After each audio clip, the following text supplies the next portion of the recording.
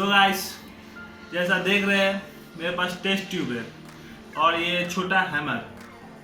आज हम लोग कुछ एक्सपेरिमेंट करने वाले नहीं हैं, आज कुछ तोड़ने वाले हैं। आइए इसको देखते हैं कितना मजबूत है। इसको आग में डालते हैं, इसको कुछ नहीं होता है। ठंडा पानी में डालते हैं, कुछ नहीं होता है। आज हैमर से इसको टेस्ट करेंगे कितना ये मजबूत है। आइए करके देखते हैं।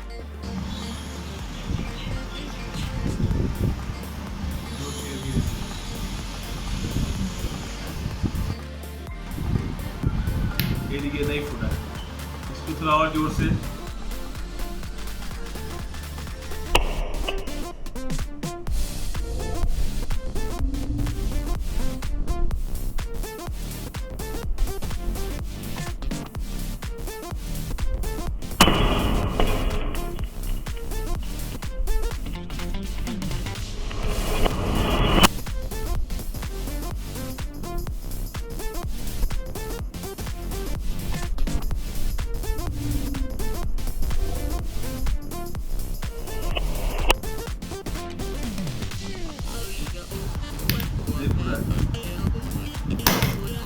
और फाइनली ये फूट गया।